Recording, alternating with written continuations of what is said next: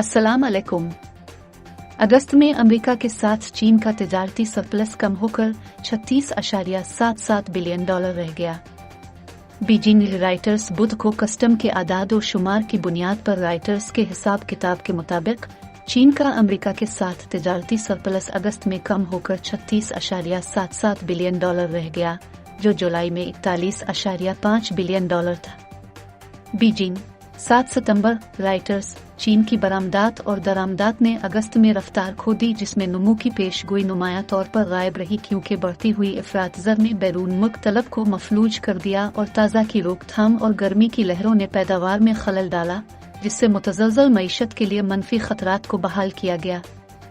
एक साल पहले के मुकाबले अगस्त में बरामदात में 7.1% का इजाफा हुआ, जो जुलाई में 18.0% इजाफे से सुस्त हुआ और अप्रैल के बाद पहली सुस्त रवि का निशान लगा।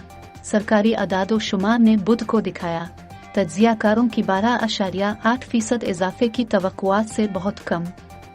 इस साल आउटबाउंड शिपमेंट्स ने दीगर माशी ड्राइवरों को पीछे छोड़ दिया है, लेकिन अब बढ़ते हुए चैलेंजों का सामना है, क्योंकि बढ़ती हुई सूद की शरह, इफरात-ज़र और जोग्राफियाई सियासी तनाव बैरूनी मांग को कम कर देता है।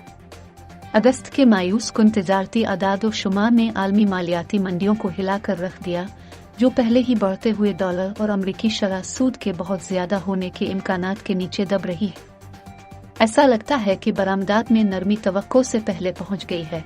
एक्सपोर्ट हब यूवो ने अगस्त के अवाइल में कोविड फैलने पर काबू पाने के लिए 3 दिन का लॉकडाउन नाफिज किया, जिससे मकामी तरसील और क्रिसमस के सामान की तरसील में खलल पड़ा।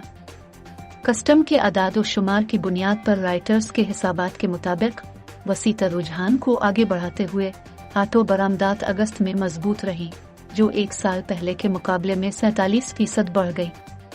कमजोर घरेलू तलब, दहाइयों की बदतरीन गर्मी की लहरों, जायदाद का बहरान और सस्ती खपत दरामदात को मुतासिर करती है।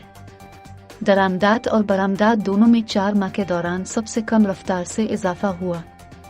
चीन की खाम तेल, खाम लोहे और सोयाबीन की दरामदात में कमी वाक़ हुई, क्योंकि सख्त पाबंदियों और शदीद गर्मी ने घरेलू पैदावार में खलल डाला।